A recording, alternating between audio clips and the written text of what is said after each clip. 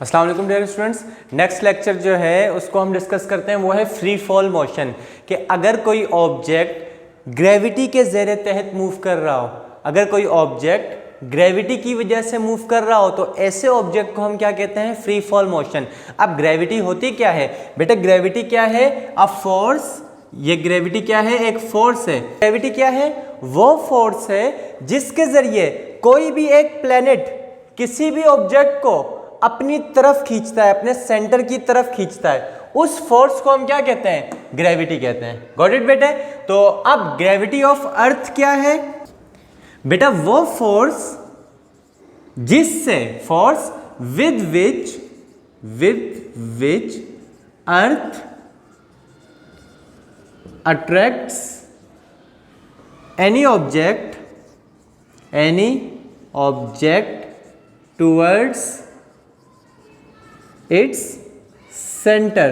भाई वो फोर्स जिससे अर्थ किसी बॉडी को अपनी तरफ खींचे उसे हम कहते हैं ग्रेविटी ऑफ अर्थ। बेटा वो फोर्स जिससे कोई भी प्लेनेट किसी भी दूसरी बॉडी को अपनी तरफ खींचे उस फोर्स को हम क्या कहते हैं? ग्रेविटी। तो ग्रेविटी ऑफ अर्थ भी होगी, ग्रेविटी ऑफ सन भी होगी, ग्रेविटी ऑफ डिफरेंट प्लैनेट्स होगी।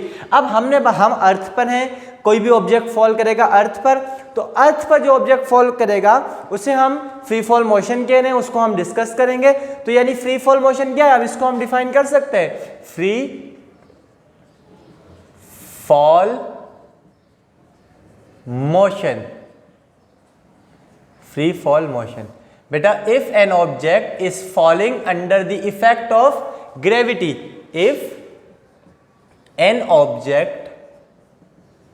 ऑब्जेक्ट इज फॉलिंग, अगर कोई ऑब्जेक्ट गिर रहा है या मूव कर रहा है। किस तरह मूव कर रहा है? कोई भी ऑब्जेक्ट मूव करेगा, इट रिक्वायर्ड फोर्स के बगैर कोई ऑब्जेक्ट मूव नहीं कर सकता। तो if an object is moving, if an object is falling, किसकी वजह से?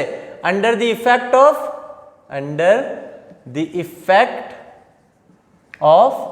ग्रेविटी के जेरे तहत अगर कोई ऑब्जेक्ट गिरता है या मूव करता है, उसकी जो मोशन है उस मोशन को हम क्या कहते हैं? Free fall motion. मेरे पास कोई एक ऑब्जेक्ट है बेटे, वो इस तरीके से फॉल कर रहा है, किसकी वजह से? मैं उसको इस जगह ले जाकर छोड़ देता हूं, उसे इसी जगह पर रहना चाहिए अगर उस पर कोई फोर्स इफेक्ट नहीं कर रही। बट हम जानते हैं अर्थ मौजूद है, अर्थ इस ऑब्जेक्ट को अपनी तरफ खींच रही है, तो अब ये ऑब्जेक्ट नीचे क्यों जाएगा? इस अर्थ की फोर्स की वजह से, ग्रेविटी की वजह से। तो अगर कोई भी ऑब्जेक्ट ग्रेविटी की वजह से गिरता है, ग्रेविटी की वजह से मूव करता है, उसकी जो मोशन है उसको हम क्या कहते हैं बेटे? फ्री फॉल मोशन कहते हैं। लेट्स सपोज मेरे पास ये आ गया एक स्टोन, अगर ये स्टोन इस तरीके से गिरता है, किसकी वजह से? बिकॉज अर्थ इज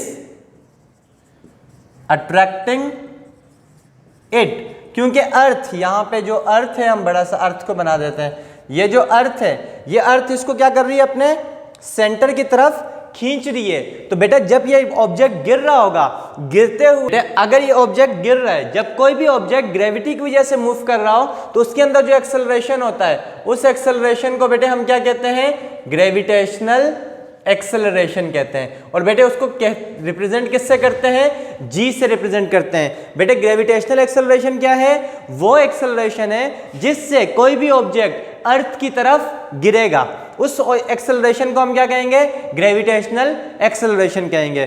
बेटे अब हम डिस्कस कर लेते हैं कि ये ग्रेविटेशनल एक्सेलरेशन है क्या। तो बेटे gravitational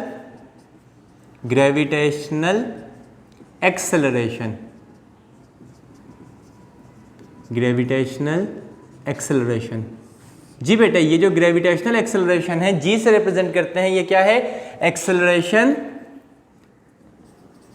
acceleration of a free falling body. किसी भी फ्री फॉलिंग बॉडी का जो एक्सेलरेशन होता है बेटे, उसे मैं क्या कहता हूं? ग्रेविटेशनल एक्सेलरेशन कहता हूं। बेटा ग्रेविटेशनल एक्सेलरेशन ऑफ अर्थ, उसको हम रिप्रेजेंट करते हैं जी से। और बेटे इसकी वैल्यू कितनी होती है? इसकी वैल्यू होती है 9.8। इसका यूनिट क्या होना चाहिए? It's an acceleration. एक्सेलरेशन का यूनिट क्या होता है बेटे? मीटर पर सेकेंड स्क्वायर।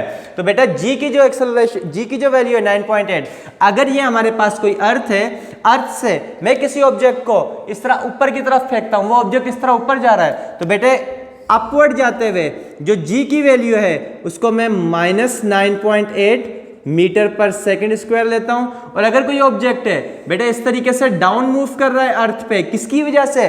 ग्रेविटी की वजह से। मैं खुद से पकड़कर उसे नहीं ला रहा, मैंने इस तरह छोड़ दिया, वो अर्थ की ग्रेविटी की वजह से डाउन जा रहा है। अब जो इसका एक्सेलरेशन होगा डाउन जाते हुए उसकी वैल्यू क्या होगी बेटा? 9.8 मीटर पर सेकंड स्क्वायर, यानी अपवर्ड जाते हुए नेगेटिव वैल्यू और डाउनवर्ड आते हुए पॉजिटिव वैल्यू। बेटा अब हम इक्वेशन ऑफ मोशन को in term of free fall motion लिखते हैं। तो इक्वेशंस ऑफ मोशन,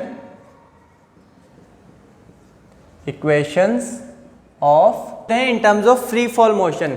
बेटे अगर मैं लीनियर मोशन, जनरल मोशन की बात करूं तो Vf बराबर होती है Vi प्लस AT के। बेटे अगर मैं फ्री फॉल मोशन में बात करूं तो Vf बराबर हो जाएगी, यानी ये इक्वेशन को मैं in term of free fall motion लिख रहा हूं, Vf बराबर हो जाएगी Vi प्लस GT। यानी हम जानते हैं जब फ्री फॉल मोशन है उसके एक्सेलरेशन को g कहा जाता है, इसलिए एक ही जगह पर g आ गया। बेटे सेकेंड इक्वेशन ऑफ मोशन को लिखते हैं, दिस वाज फर्स्ट। बेटे सेकेंड इक्वेशन ऑफ मोशन क्या होती है? s बराबर है VIT plus half AT square. अगर मैं इसे in term of free fall motion लिखता हूं, बेटा जब भी किसी चीज के डिस्टेंस को लिया जाए, वर्टिकल लिया जाए, तो उस s को मैं h के बराबर रिप्रेजेंट करता हूं। तो s की जगह पर क्या आ जाएगा बेटे? h बराबर है VIT plus half GT square. बेटे third equation of motion, third equation of motion होती है 2AS बराबर है VF का स्क्वायर माइनस VI का स्क्वायर। तो बेटा ये अब बन जाएगी 2, एक ही जगह पे g, फ्री फॉल मोशन है तो एक ही जगह पे g, फ्री फॉल मोशन है तो s की जगह पे h, 2gh बराबर हो जाएगा VF का स्क्वायर माइनस VI का स्क्वायर। तो बेटा ये इक्वेशंस ऑफ मोशन आ गई, कौन सी वाली? जब मैं जनरली बात कर रहा हूँ, और ये इक्वेशन ऑफ मोशन जब मैं फ्री फॉल मोशन की बात कर रहा हूँ। क्लियर हो गया बेटे?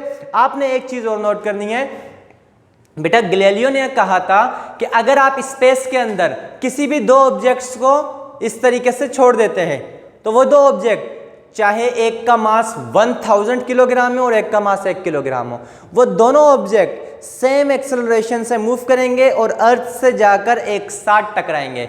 यानी दो फ्री फॉल मोशन हैं, दो फ्री फॉल ऑब्जेक्ट्स हैं, उनका टाइम अर्थ तक पहुंचने में सेम लगेगा, चाहे एक ऑब्जेक्ट भारी है चाहे एक ऑब्जेक्ट हल्का है। तो ये बात आपने याद रखनी है एमसीक्यूज के लिए।